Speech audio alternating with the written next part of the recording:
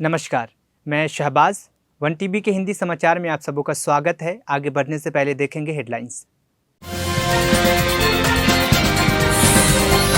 तेलंगाना में भारी बारिश, मुख्यमंत्री रेवंत रेड्डी ने कर्मचारियों को छुट्टी पर जाने से रोका।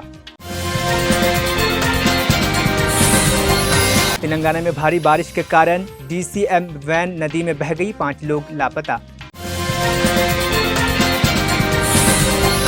आंध्र प्रदेश में 10वीं कक्षा की छात्रा के साथ यौन उत्पीड़न की कोशिश, स्थानीय लोगों ने हमलावर की पिटाई कर खंबे से बांधा। छत्रपति शिवाजी महाराज की मूर्ति गिराने पर पवन खेरा ने तीखी प्रतिक्रिया दी, मोदी की माफी को बताया धमकी भरी। अब खबरें विस्तार से। तेलंगाना में जारी भारी बारिश के मद्देनजर मुख्यमंत्री रेवंत रेड्डी ने सभी कर्मचारियों और अधिकारियों को किसी भी हालत में छुट्टी न लेने का आदेश दिया है। इस स्थिति की समीक्षा के लिए उप मुख्यमंत्री भट्टी विक्रमार्का, उत्तम कुमार रेड्डी, श्रीनिवास रेड्डी, नागेश्वर राव, दामोदर राज नरसिम्हा और कृष्णा राव ने एक महत्वपूर्ण बैठक बुलाई है। मुख्यमंत्री ने प्रभावित क्षेत्रों में तत्काल राहत प्रदान करने और निचले इलाकों के लोगों को सतर्क रहने की सलाह दी है। इसके अतिरिक्त मंत्रियों, सदस्यों, विधायकों और MLC को राहत कार्यों में सक्रिय रूप से भाग लेने का निर्देश दिया गया है। पिछले 2 दिनों से हो रही भारी बारिश के चलते तेलंगाना के महबूबाबाद जिले के उपनगरीय इलाके में एक DCM वैन नदी में बह गई। इस हादसे में गाड़ी में सवार 5 लोग लापता हो गए, जबकि पुलिस और बचाव दल ने 4 लोगों को सुरक्षित स्थान पर पहुंचा दिया है। ये घटना रंगारेड्डी जिले के कोमपल्ली से राजमुंदरी जाते समय पेश आया। घटना की सूचना मिलते ही पुलिस और बचाव दल ने मौके पर पहुंचकर बचाव कार्य शुरू किया। रस्सियों और ट्यूबों की मदद से वैन को बाहर निकालने की कोशिश के दौरान एक शख्स बाढ़ में बह गया। NDRF की टीम ने 5 घंटे की मुशक्कत के बाद नाव की मदद से बाढ़ में फंसे 4 लोगों को बचाने में सफलता प्राप्त की।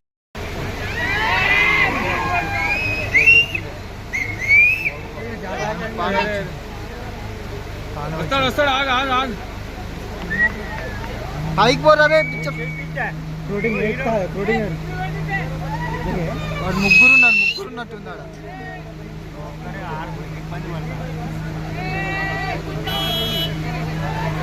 నికాలే ఆరెక్కు గిరా దియా इसका లేదు చెత్త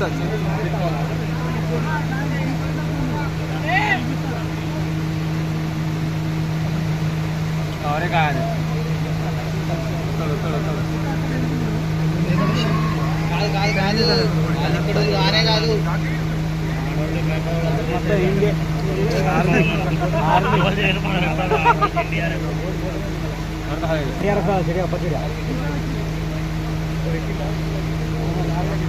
जैकेट दिया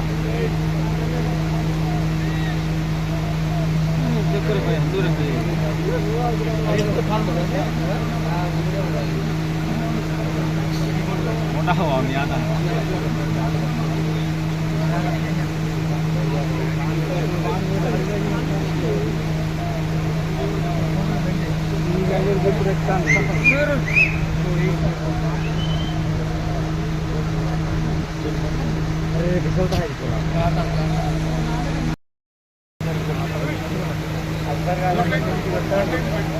अकड़े जी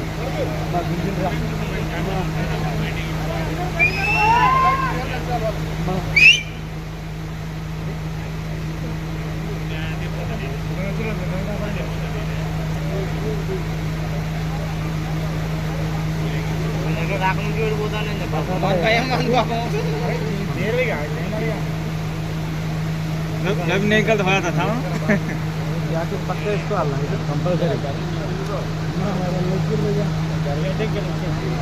कल थोड़ा बेर का सेफ्टी है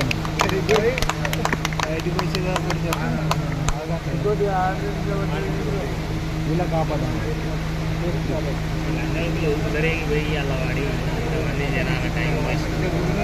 వాళ్ళు ప్రాణాలకు రిస్క్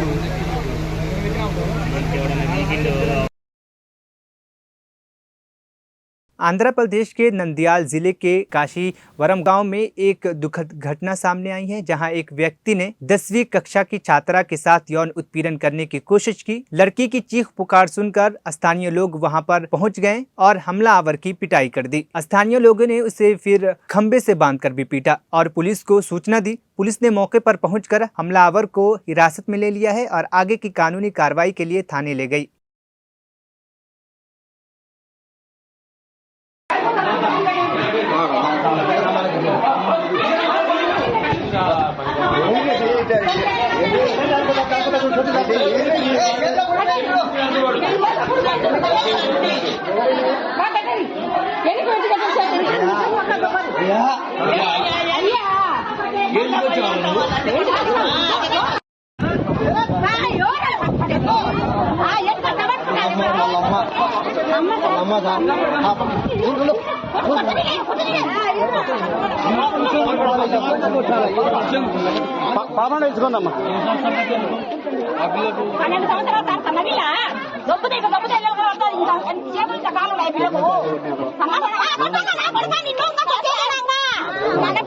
చూపి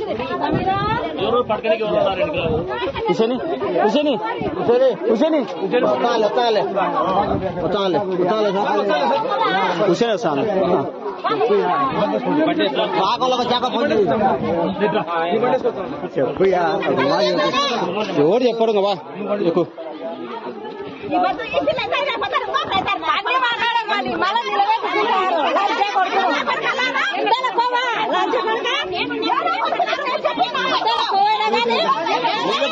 చెప్పారు బా ఎక్కువ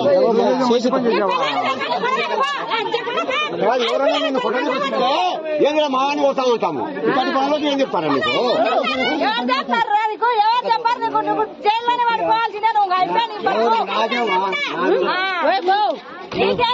మీకు ఎక్కువ మంది పడే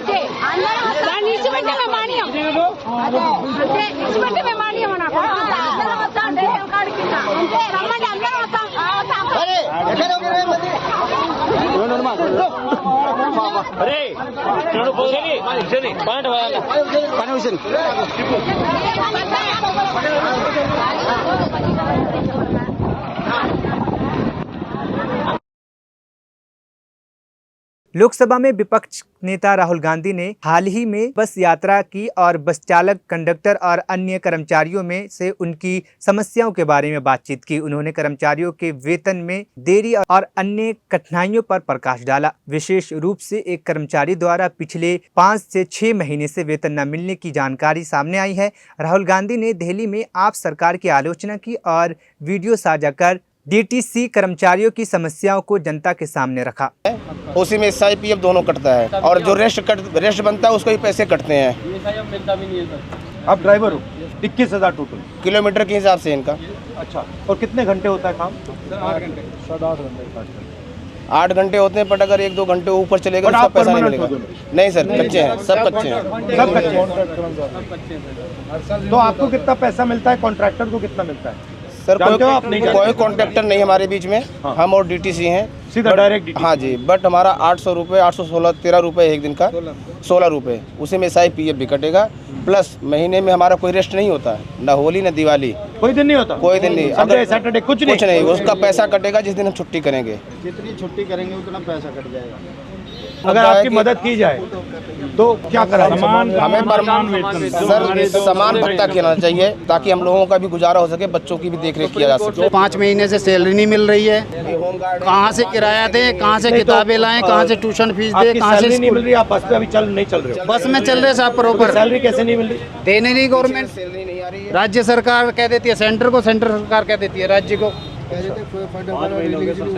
फंड रिलीज नहीं हुआ, ये नहीं हुआ, वो नहीं हुआ, और आगे से 2 महीने का और कह दिया 2 महीने तक और नहीं मिले। जहाँ हाथ पैर मारने मार लो, जिस नेता के पास जाना चले जाओ, जो करना कर लो।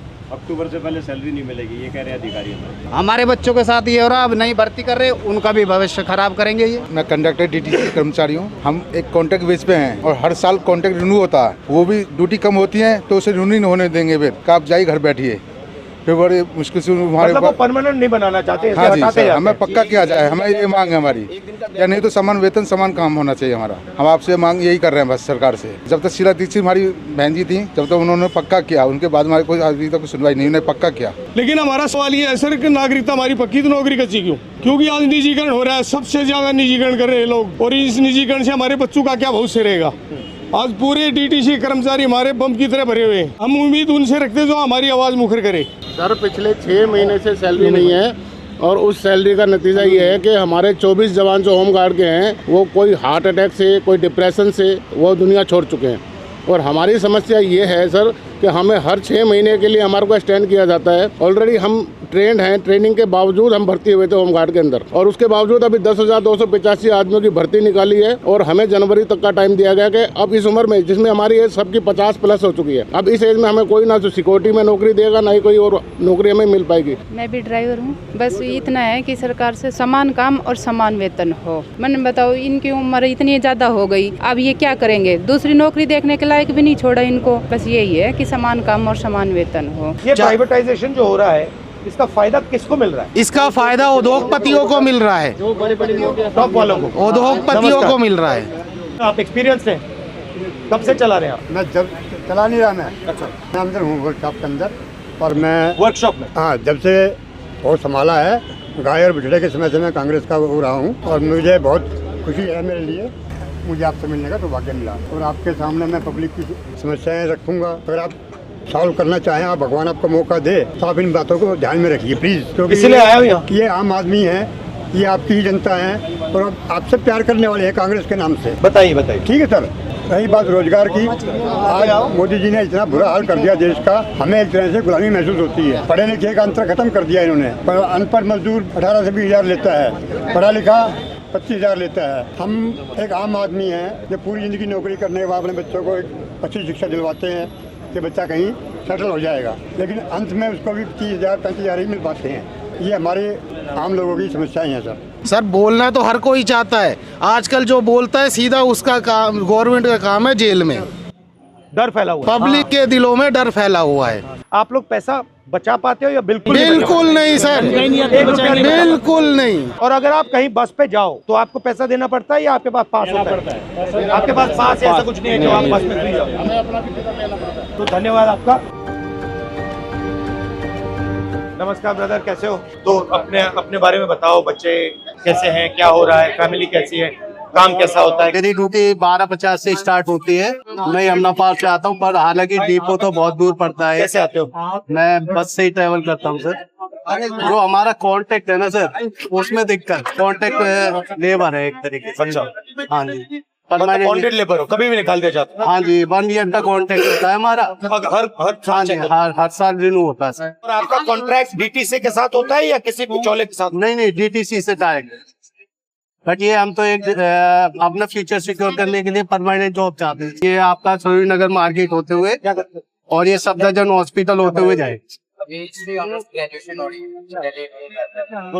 अच्छा लगा आपका सब प्रोग्राम अभी क्या है?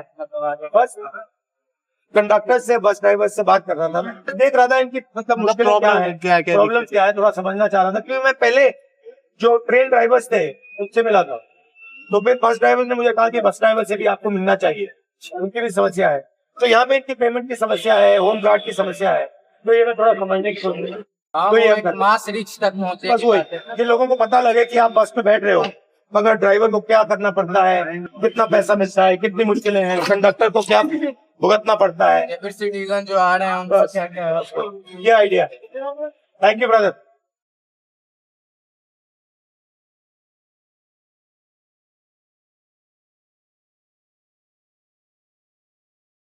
छत्रपति शिवाजी महाराज की मूर्ति गिरने की घटना से महाराष्ट्र और पूरे देश में आक्रोश फैल गया है, जिससे जनता की भावनाएं आहत हुई है। इस संदर्भ में प्रधानमंत्री नरेंद्र मोदी ने माफी मांगी है, लेकिन भारतीय कांग्रेस कमेटी के मीडिया विभाग के प्रमुख पवन खेरा ने इसे धमकी भरी और अस्वीकार्य करार दिया है। पत्रकारों से बातचीत करते हुए पवन खेरा ने भाजपा पर शिवाजी महाराज का विरोधी होने का और महाराष्ट्र की पीठ में छुरा घोंपने का आरोप लगाया है। उन्होंने स्पष्ट किया है कि शिवाजी महाराज की मान सम्मान से खिलवाड़ को किसी भी कीमत पर बर्दाश्त नहीं किया जा सकता। लोगों के मन में दर्द है, पीड़ा है, गुस्सा है, और वो सिर्फ महाराष्ट्र के मन का गुस्सा नहीं। मैं दिल्ली से आया हूं, पूरे देश के मन में गुस्सा है, पूरे देश के दिल में दर्द है। कोई सिर्फ राजे की मूर्ति नहीं टूटी, हम सबका जो राजे से प्रेरणा लेते हैं उसका दिल टूटा, आप सबका दिल टूटा। प्रधानमंत्री आए, आप सबके दबाव से माफी मांगी, लेकिन किस तरह की माफी? जैसे कोई पत्थर मार रहा हो ऐसी माफी। कभी हमने ऐसी माफी सुनी नहीं, जिस तरह का गुस्से से माफी मांग रहे थे, जैसे पता नहीं क्या एहसान कर रहे हैं महाराष्ट्र जनता पर। कोई राजे सिर्फ महाराष्ट्र के नहीं है, जैसे भगवान राम सबके हैं वैसे ही छत्रपति शिवाजी महाराज हम सबके हैं। और जो काम मुगल नहीं कर पाए, उनको तोड़ने की कोशिश मुगलों ने की, नहीं कर पाए, वो इन बेईमानों ने कर पाए। मैं इनको बेईमान इसलिए कहता हूं कि कहीं तो कुछ तो छोड़ देते, इसमें भी भ्रष्टाचार।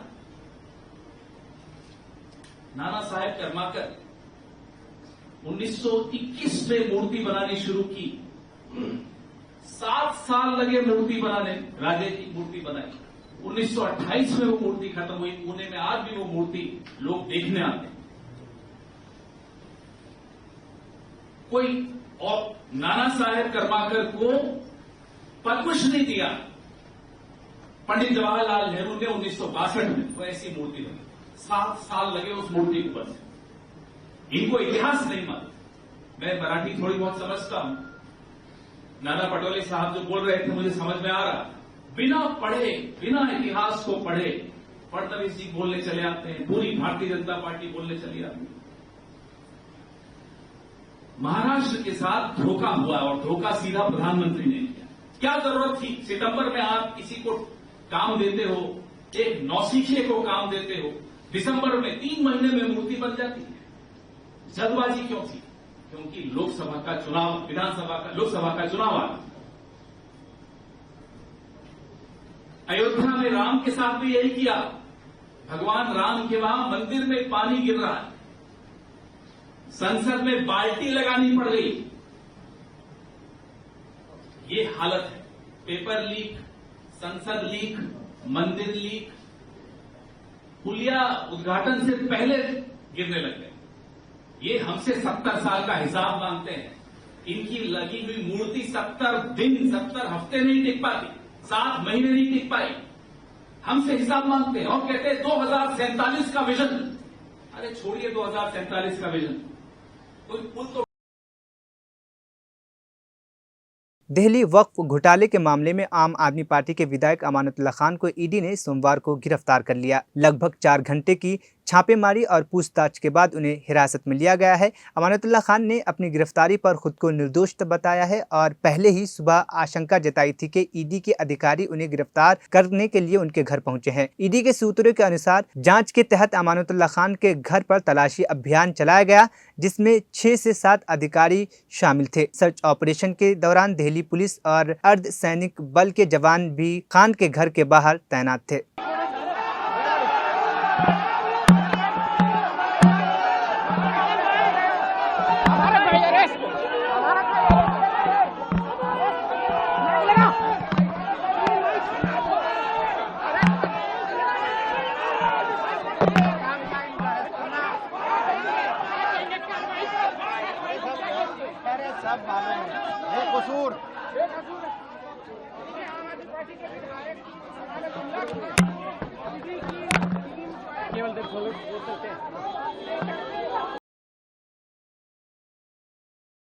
केंद्रीय मंत्री गिरिराज सिंह ने रविवार को लोकसभा में नेता प्रतिपक्ष राहुल गांधी की आगामी अमेरिका यात्रा की कड़ी आलोचना की है। गिरिराज सिंह ने कहा है कि राहुल गांधी दिल से विदेशी हैं, यही कारण है कि वह विदेशी दौरों को प्राथमिकता देते हैं। बेगूसराय में मीडिया से बातचीत करते हुए गिरिराज सिंह ने टिप्पणी की कि राहुल गांधी की विदेश यात्राओं का प्रेम उनकी भारतीय पहचान की विपरीत है। यह राहुल गांधी की संसद में विपक्ष नेता बनने के बाद पहली विदेश यात्रा होगी, जिसमें वह 8, 9 और 10 सितंबर को अमेरिका का दौरा करेंगे। राहुल जी विदेशी हैं, विदेशी यात्रा, विदेश में मन लगता है, देश में उनको नहीं कुछ दिखता है, इसलिए विदेशी चाहत है, विदेशी यात्रा करते हैं। ये समय भारत के अंदर उनके द्वारा समाज में विभेद फैला के, जहर फैला करके विदेश यात्रा पे जाते हैं, देश में तो रहते नहीं। इनका नाम ही विदेशी रख दिया जाए तो कोई दिक्कत नहीं। चुनाव तो प्रधानमंत्री का था कि मैं एक चुनाव कराऊंगा, चुनाव करा रहे हैं प्रधानमंत्री, जम्मू में करा रहे हैं। जम्मू कश्मीर के अंदर लोकतांत्रिक तरीके से चुनाव की घोषणा भी हुई है, चुनाव भी होगा, क्योंकि आज तक ये खानदानी पार्टी, चाहे वहाँ कांग्रेस हो, चाहे फारूक अब्दुल्ला हो, चाहे मुफ्ती हो, ये लोग खानदानी पार्टी जो कश्मीर का शोषण किया गरीबों का, नरेंद्र मोदी ने पंचायतों की चुनाव करा करके लोकतंत्र को स्थापित किया। अब विधानसभा की चुनाव, हमने बीफ खाने का, बीफ का मतलब क्या होता है ये तो हम नहीं जानते हैं। अगर गाय का मांस है बीफ का मतलब, तो देश में गाय काटना वैध नहीं है, खास करके हरियाणा में। नौटंकी करने में अच्छा लगता है, उनको लगता है कि कब भावना से खेलना उनको अच्छा लगता है। नीतीश कुमार ने ही और बीजेपी जब थी उसी समय जातीय जनगणना का एनडीए सरकार ने किया।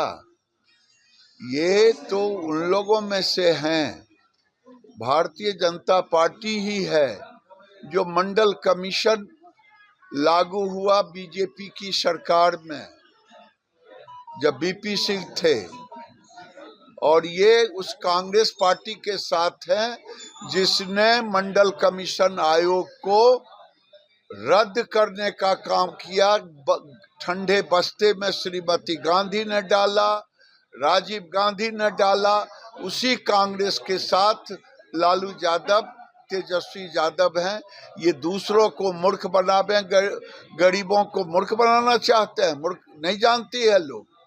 ये यादव का वोट लेते हैं, यादव के विरोध में काम करते हैं। त्रिशूल भगवान का एक त्रिशूल एक तरह से उनकी पहचान है, और मैंने यही कहा है, धर्मो रक्षित रक्षितः। त्रिशूल हमारे धर्म का प्रतीक है। हम अपने घर में त्रिशूल रखें, त्रिशूल का सम्मान करें, त्रिशूल की रक्षा करें, और जरूरत पड़ेगा त्रिशूल हमारी रक्षा करेंगे। के डराने वाले लोग यहाँ मुसलमान नहीं हैं, मुस्लिम वोट के ठेकेदार भले लोगों को डराने की कोशिश करते हैं। और कांग्रेस ने कहा था कि भारत को बांग्लादेश बना देंगे, और आज जो घटनाएं घट रही है, इस घटना से कोई डरने वाला नहीं है। ऐसी घटनाओं का मुकाबला करना जानते हैं, और आने वाले दिन में, मैं कल भी कहा, आज भी कह रहा हूं, योगी ने सही कहा। योगी जी ने सही कहा कि हिंदू बटेगा तो कटेगा। समय आ गया है कि देश के सनातनियों को, हिंदुओं को एकजुट होकर के ऐसे ताकत से, हमारे पूर्वजों से भूल हो गई कि बंटवारे के समय अगर 100% मुस्लिमों को पाकिस्तान भेज देना चाहिए था, जिसका दुष्परिणाम आज हम भुगत रहे हैं।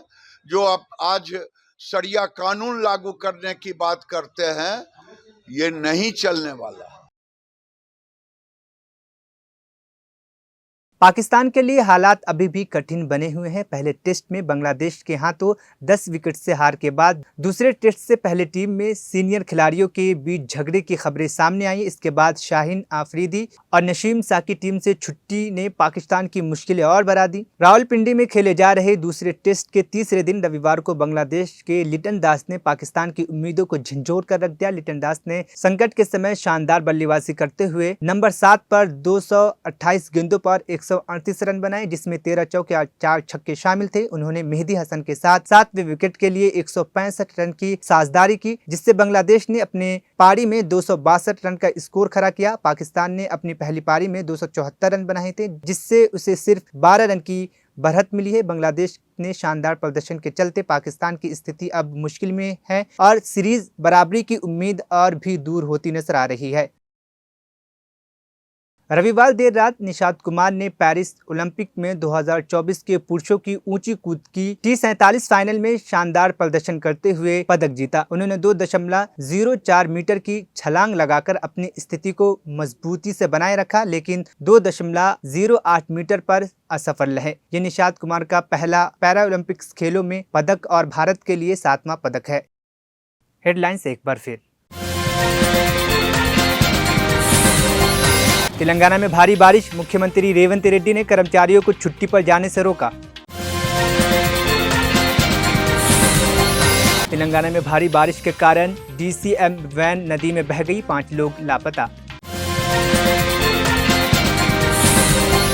आंध्र प्रदेश में 10वीं कक्षा की छात्रा के साथ यौन उत्पीड़न की कोशिश, स्थानीय लोगों ने हमलावर की पिटाई कर खंबे से बांधा।